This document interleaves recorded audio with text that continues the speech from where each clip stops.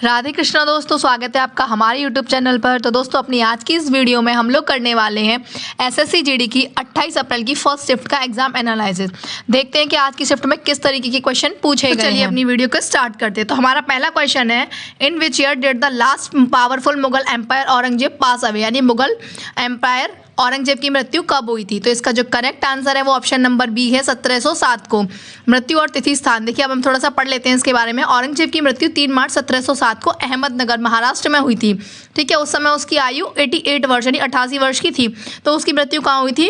अहमदनगर महाराष्ट्र में हुई थी 3 मार्च 1707 को। ठीक है, उसका क्या बोलते हैं, उसकी वसीयत के अनुसार उसे महाराष्ट्र के खुलदाबाद औरंगजेब, जिसमें कि प्रसिद्ध सूफी संत शेख जैनुद्दीन की दरगाह है, के पास साधारण कब्र में दफनाया गया था। ठीक है, शासन काल की बात करें तो औरंगजेब ने 49 वर्षों तक शासन किया है, 1658 से लेकर 1707 तक, यानी 1658 से लेकर 1707 तक उसका शासनकाल है और ये लगभग 49 वर्षों का है। ठीक है, उसकी बोला जाता है कि मतलब औरंगजेब की मृत्यु के बाद ही मुगल साम्राज्य के पतन की शुरुआत हो गई थी। ठीक है, और बात कर ले कि औरंगजेब को और किस अन्य नाम से जाना जाता है, तो औरंगजेब को हम लोग जिंदा पीर या आलमगीर के नाम से भी जानते हैं। ठीक है, क्वेश्चन ये वाला बहुत बनता है कि जिंदा पीर के नाम से किस मुगल बादशाह को जाना जाता है, तो इसका करेक्ट आंसर होगा औरंगजेब। नेक्स्ट क्वेश्चन है, औरंगजेब ने किस सिख को मृत्यु दंड दिया था। तो सिखों के 9वें गुरु थे गुरु तेग बहादुर जी, इनको 1675 में इसने मृत्युदंड दिया था।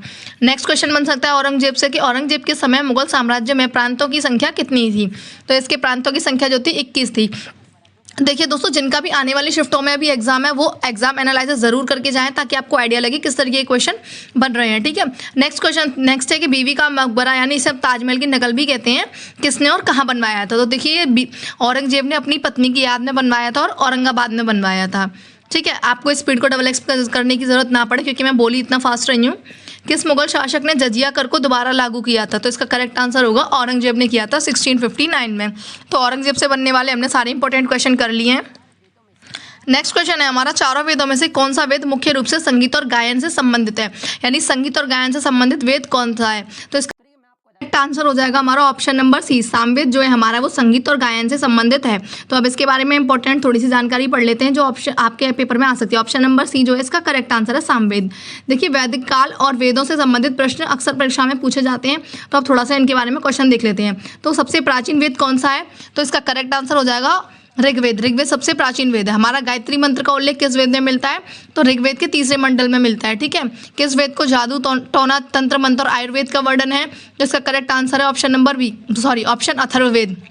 ठीक है, नेक्स्ट क्वेश्चन है हमारा, यज्ञों के नियम और विधि विधानों का उल्लेख किस वेद में मिलता है। तो ये यजुर्वेद में मिलता है। ठीक है, नेक्स्ट क्वेश्चन है हमारा, प्रसिद्ध उपन्यास द पैलेस ऑफ इल्यूशंस के लेखक कौन है। द पैलेस ऑफ इल्यूशंस के लेखक कौन है। तो इसका जो करेक्ट आंसर है वो है आपका option number B, Chitra Banerjee है। ठीक है, चित्रा बनर्जी है उपन्यास द पैलेस ऑफ इल्यूशंस की लेखक।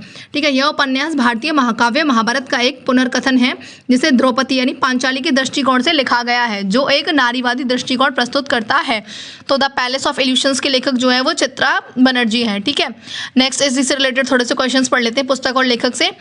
नेक्स्ट बुक है द फॉरेस्ट ऑफ इंचेंसमेंट, पुस्तक किसने लिखी है। तो ये भी चित्रा बनर्जी की है। और the God of A small thing, ये बहुत ज़्यादा इंपॉर्टेंट है, ये बुक अरुंधति रॉय ने लिखी है। ठीक है, इनके लिए इन्हें बुकर पुरस्कार भी मिला था 1997 में। ठीक है, नेक्स्ट क्वेश्चन है हमारा, महाभारत को मूल रूप से किस नाम से जाना जाता है। तो इसका करेक्ट आंसर है जय संहिता। हम लोग महाभारत को जय संहिता के नाम से भी जानते हैं। महाभारत का पुराना नाम क्या था, जय संहिता, ऐसे इस तरीके से भी बोल सकते हैं। ठीक है, नेक्स्ट क्वेश्चन है हमारा, जुलाई 2025 तक की स्थिति के अनुसार भारत के कितने राज्यों ने पंचायती राज संस्थाओं को महिलाओं के लिए 50% आरक्षण लागू कर दिया था। तो देखिए, इसका जो करेक्ट आंसर है वो है आपका, देखिए, संवैधानिक प्रावधान भारतीय संविधान के 73वें संविधान संशोधन द्वारा महिलाओं के लिए कम से कम 1/3 यानी 33% सीटों का आरक्षण प्रावधान अनिवार्य किया था। ठीक है, राज्यों की पहल। हालांकि केंद्र सरकार ने 33% का नियम बनाया था, लेकिन कई राज्यों ने इसे बढ़ाकर 50% का कर दिया था। ठीक है, अब बात कर लेते हैं भाई कि इसमें बोला कि ऐसा कितने राज्यों ने किया है। तो देखिए, वैसे इसका जो करेक्ट आंसर होगा वो आपका ऑप्शन नंबर सी इसका करेक्ट आंसर है, 21 राज्यों ने। ठीक है, इसे बढ़ाकर 50% कर दिया है। ठीक है, अब बात कर लेते हैं थोड़ा सा देख लेते हैं। जुलाई 2025 तक उपलब्ध सरकारी आंकड़ों के और रिपोर्टों के अनुसार भारत के 21 राज्यों और 2 केंद्र शासित प्रदेशों ने पंचायती राज संस्थानों में महिलाओं के लिए 50% आरक्षण लागू किया था। ठीक है, बात करें राज्यों की संख्या की, तो जैसा मैंने बताया ऑप्शन नंबर सी इसका करेक्ट आंसर है। 21 राज्यों ने किया है और ये उनके नाम लिख रहे हैं, आप लोग चाहें तो इनको याद कर सकते हैं। ठीक है, और बात की जाए केंद्र शासित प्रदेश की, तो राज्यों की संख्या तो 21 और केंद्र शासित प्रदेश है 2, लक्षद्वीप, दादर नगर हवेली और दमनदीप। ठीक है, ये 2 केंद्र शासित प्रदेश हैं। बात करें पहला राज्य कौन सा था, तो हमारा पहला राज्य था बिहार। ठीक है, जिसने 2006 में पंचायती राज महिलाओं को 50% आरक्षण दिया था। तो पहला राज्य हमारा बिहार था। ठीक है, और थोड़े से हम लोग इंपॉर्टेंट फैक्ट्स को देख लेते हैं, तो इसका आपको याद रखना है 21 राज्य। ठीक है, अब थोड़ा सा option number C correct answer है यहाँ पे इसका। नेक्स्ट क्वेश्चन है हमारा, जुलाई 2025 में द्रौपदी मुर्मू ने इतिहास और शिक्षा के क्षेत्र में उत्कृष्ट योगदान के लिए किस राज्यसभा सदस्य के रूप में मनोनीत किया था। देखिए इसका जो करेक्ट आंसर होगा वो होगा, यानी क्वेश्चन का कहना यह है जुलाई 2025 में जो है द्रौपदी मुर्मू ने इतिहास और शिक्षा के क्षेत्र में उनके उत्कृष्ट योगदान के लिए किसे राज्यसभा के सदस्य के रूप में मनोनीत किया था, यानी किसको इतिहास और शिक्षा के क्षेत्र में उत्कृष्ट योगदान के लिए राज्यसभा का सदस्य मनोनीत किया गया था। तो देखिए इसका जो करेक्ट आंसर होगा वो होगा आपका option number A, doctor Meenakshi Jain इसका करेक्ट आंसर है। जुलाई 2025 में राष्ट्रपति द्रौपदी मुर्मू ने इतिहास के क्षेत्र में प्रसिद्ध इतिहासकार शिक्षाविद डॉक्टर मीनाक्षी जैन को राज्यसभा के लिए मनोनीत किया है। ठीक है, डॉक्टर मीनाक्षी जैन दिल्ली विश्वविद्यालय के गार्गी कॉलेज में इतिहास की एसोसिएट प्रोफेसर रह चुकी हैं। ठीक है, बात करें योगदान की, तो उन्हें मध्यकाल और औपनिवेशिक भारत के इतिहास पर शोध के लिए जाना जाता है।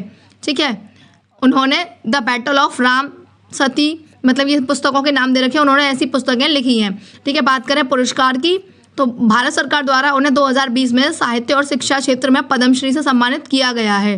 ठीक है, तो उन्हें पद्मश्री से भी सम्मानित किया जा चुका है 2020 में, और मनोनीत उनका नाम क्या है, डॉक्टर मीनाक्षी जैन। ये 2025 में हमारी द्रौपदी मुर्मू जी ने राज्यसभा में सदस्य मनोनीत की हैं। ठीक है, इसी के साथ चलते हैं नेक्स्ट क्वेश्चन पे और देखते हैं अपना नेक्स्ट क्वेश्चन। आपको इनकी ये बुक्स याद रखनी है, क्या पता ये बुक्स आपसे पूछ ली जाए। ठीक है, अब बढ़ते हैं अपने नेक्स्ट क्वेश्चन की तरफ। नेक्स्ट क्वेश्चन है हमारा, गुजरात के प्रसिद्ध टिप्पणी लोक नृत्य के दौरान मुख्य रूप से किन वाद्य यंत्रों का उपयोग किया जाता है। तो देखिए यहाँ से आपको एक क्वेश्चन तो पता चला कि टिप्पणी जो है वो गुजरात का लोक नृत्य है। अब बात कर लेते हैं उस पर उपयोग होने वाले वाद्य यंत्र कौन कौन से हैं। तो देखिए उद्गम और प्रकार, देखिए टिप्पणी गुजरात का एक प्रसिद्ध लोक नृत्य है जो कोली और खारवा जनजाति की महिलाओं द्वारा किया जाता है, यानी कोली और खारवा की जनजाति की महिलाओं के द्वारा टिप्पणी नृत्य गुजरात में किया जाता है। ठीक है, वाद्य यंत्र की बात करें तो मंजीरा, ताली, तुरी, झिंझरा, डफली, ढोल, नगाड़ा, शहनाई का उपयोग किया जाता है। तो इस जो यहाँ पे वाद्य यंत्र लिख रहे हैं उनमें से ऑप्शन नंबर बी जो आपको ऊपर देखने को मिल रहा होगा, झिंझरा और डफली, तो ऑप्शन बी इसका करेक्ट आंसर है। ठीक है, अब बात कर लेते हैं इसकी विशेषता की। ठीक है, तो यह नृत्य आमतौर पर महिलाओं द्वारा किया जाता है, निर्माण कार्य के दौरान थकान कम करने के लिए किया जाता है, जो अब एक पारंपरिक नृत्य बन गया है। ठीक है, तो ये महिलाओं द्वारा किया जाता है थकान को कम करने के लिए। ठीक है, तो इसका करेक्ट आंसर क्या होगा आपका, देखिए ये सारे वाद्य यंत्र यूज़ होते हैं, थाली, झिंझरा, इस तरीके के। अब इसके थोड़ा सा पढ़ लेते हैं इंपॉर्टेंट जानकारी को। गारबो का संबंध किस लोक नृत्य से है, तो टिप्पणी नृत्य से है। ठीक है, गारबो का संबंध किस लोक नृत्य से है, टिप्पणी नृत्य से है। टिप्पणी नृत्य मुख्य रूप से किस राज्य में से संबंधित है, गुजरात से संबंधित है। टिप्पणी नृत्य में जमीन को पीटने के लिए किस उपकरण का उपयोग किया जाता है, तो लंबी लकड़ी की छड़ी का उपयोग किया जाता है। ठीक है, जिसके अंत में ब्लॉक लगा होता है। नेक्स्ट क्वेश्चन है, टिप्पणी नृत्य किस जनजाति की महिलाओं द्वारा विशेष रूप से किया जाता है, तो कोली और खारवा जनजाति की महिलाओं के द्वारा विशेष रूप से ये नृत्य किया जाता है। कौन से नृत्य फर्श को कूटने की प्रक्रिया विकसित हुआ है, तो टिप्पणी नृत्य जो है करेक्ट आंसर है इसका। लोक नृत्य आपको कमेंट में इसका आंसर देना है कि दांडी जो है कहाँ का लोक नृत्य है, आप इसका आंसर कमेंट में देना। ठीक है, नेक्स्ट क्वेश्चन है हमारा, मगध के राजा और हर्यंक वंश के संस्थापक बिंबिसार की हत्या किसने की थी। ठीक है, तो देखिए इसके बारे में पढ़ते हैं। आपको पता है हर्यंक वंश की बात करें तो देखिए इसको हम लोग पितृहंता वंश भी बोलते हैं, क्योंकि इसके सभी राजाओं ने जो है, सभी उत्तराधिकारियों ने अपने पिता की हत्या कर करके गद्दी पर बैठे हैं। तो देखिए पितृहंता वंश, बिंबिसार की हत्या उसके पुत्र अजातशत्रु ने की थी। इतिहास में हर्यंक वंश को इसी कारण पितृहंता वंश यानी पिता की हत्या करने वाला वंश कहा जाता है, क्योंकि इसके उत्तराधिकारियों ने सत्ता के लिए अपने पिताओं की हत्या की। हत्या का कारण बौद्ध और जैन ग्रंथों के अनुसार अजातशत्रु सिंहासन पाने के लिए बहुत उत्सुक था। उसके अपने पिता को कारागार में डाल दिया, जहां भूख और यातनाओं के कारण उनकी मृत्यु हो गई। कुछ वृत्तांतों के अनुसार उसने गौतम बुद्ध के चचेरे भाई देवदत्त को उकसावे पर ऐसा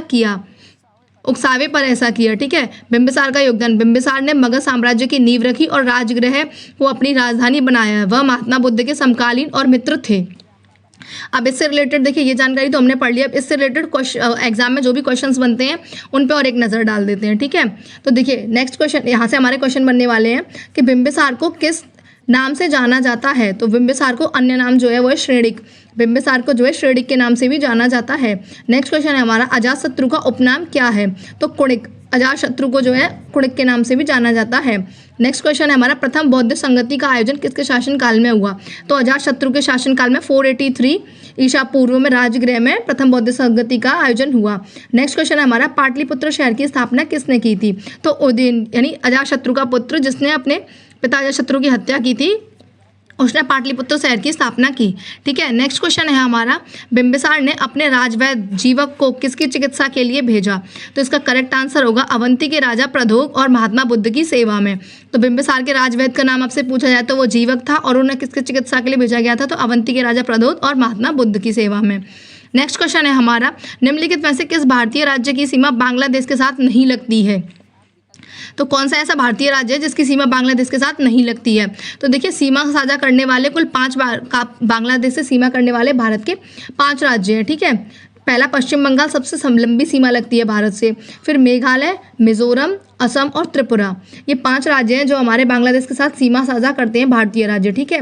बात करें सबसे लंबी, तो भारत की सबसे लंबी अंतर्राष्ट्रीय स्थलीय सीमा जो है वो बांग्लादेश के साथ ही लगती है, 4096.7 किलोमीटर, ठीक है। और हमारा जो त्रिपुरा राज्य है वो ऐसा राज्य जो तीनों तरफ से बांग्लादेश से घिरा हुआ है, ठीक है। बात कर ले तो यहाँ पे option number D correct answer है, उड़ीसा राज्य। इसकी उड़ीसा राज्य की सीमा बांग्लादेश के साथ नहीं लगती है, ठीक है। तो यहाँ से आपको को पता चल गया अंतर्राष्ट्रीय सीमा जो बांग्लादेश की भारत के साथ क्या है, 4096.7 किलोमीटर सीमा जो है भारत से बांग्लादेश के साथ साझा करता है। अब यहाँ से परीक्षा में बनने वाले प्रश्न पढ़ लेते हैं हम लोग, क्योंकि यहाँ से परीक्षा में बहुत प्रश्न पूछे जाते हैं, खास करके सीमाओं को लेकर ज़्यादा पूछे जाते हैं। पहला क्वेश्चन है, भारत का कौन सा राज्य 3 ओर से बांग्लादेश से घिरा हुआ है। तो देखिए करेक्ट आंसर है इसका त्रिपुरा, मैंने आपको अभी बताया, त्रिपुरा 3 तरफ से बांग्लादेश से घिरा हुआ है। नेक्स्ट क्वेश्चन है, बांग्लादेश के साथ भारत की किस राज्य की सीमा सबसे लंबी है। तो पश्चिम बंगाल की सीमा जो है भारत के बांग्लादेश के साथ सबसे लंबी है, ठीक है। नेक्स्ट है, भारत और बांग्लादेश के बीच किस सीमा रेखा को क्या कहा जाता है। तो देखिए रेड क्लिफ रेखा कहा जाता है भारत और बांग्लादेश के बीच की सीमा को, क्योंकि यह पूर्व पाकिस्तान का हिस्सा है। नेक्स्ट है, भारत के कितने राज्य बांग्लादेश की भूमि को छूते हैं। तो 5 राज्य अभी बताया। नेक्स्ट है हमारा, 3 भागा कॉरिडोर किन 2 देशों के बीच विवाद समझौते का विषय है। तो भारत और बांग्लादेश के बीच ही है। नेक्स्ट क्वेश्चन है हमारा, भारतीय संविधान के अनुसार मंत्रिपरिषद में मंत्रियों की कुल संख्या लोकसभा के सदस्यों की कुल संख्या के कितने प्रतिशत से अधिक नहीं होनी चाहिए। तो देखिए ये क्वेश्चन बहुत ज़्यादा इंपॉर्टेंट है। ये क्वेश्चन अधिकतर एग्जाम में देखने को मिलता है कि मंत्रिपरिषद की जो भारतीय संविधान के अनुसार मंत्रिपरिषद में जो मंत्रियों की संख्या है वो लोकसभा के कुल सदस्यों की कितने प्रतिशत से अधिक नहीं होनी चाहिए। तो ऑप्शन सी जो है ना इसका करेक्ट आंसर है, 15% से अधिक नहीं होनी चाहिए। अब यहाँ से परीक्षा में पूछे जाने वाले प्रश्न देख लेते हैं। किस संविधान संशोधन द्वारा मंत्रियों की संख्या 15% तक सीमित की गई है। तो ऑप्शन नंबर सी इसका करेक्ट आंसर है, 91वें संविधान संशोधन 2003 के द्वारा, ठीक है। नेक्स्ट देख लेते हैं, दिल्ली विधानसभा के लिए मंत्रिपरिषद की सीमा कितनी है। तो 10%। आर्टिकल 239 AA के तहत दिल्ली के लिए विशेष नियम है, ठीक है। अब बात कर लेते हैं नेक्स्ट क्वेश्चन की कि मंत्रिपरिषद सामूहिक रूप से किसके प्रति उत्तरदायी होगी। तो मंत्रिपरिषद जो है वो सामूहिक रूप से लोकसभा के प्रति उत्तरदायी होगी, ये इसका करेक्ट आंसर है। और ये हमारा संविधान का आर्टिकल 73 का सेक्शन 3 कहता है, ठीक है। नेक्स्ट है हमारा, क्या मंत्रिपरिषद में मंत्रियों की संख्या की कोई न्यूनतम सीमा केंद्र के लिए निर्धारित है। तो ये आ जाएगा, इसका ऑप्शन है नहीं। केंद्र के लिए केवल अधिकतम सीमा 15% निर्धारित है, जबकि राज्यों के लिए न्यूनतम 12 मंत्रियों का प्रावधान है। नेक्स्ट क्वेश्चन की तरफ देखते हैं, व्यक्तिगत रूप से मंत्री किसके प्रति उत्तरदायी होते हैं। देखिए सामूहिक रूप से तो लोकसभा के प्रति उत्तरदायी होते हैं। अब बात करें व्यक्तिगत रूप से किसके प्रति उत्तरदायी होते हैं, तो वो राष्ट्रपति के प्रति उत्तरदायी होते हैं, ठीक है।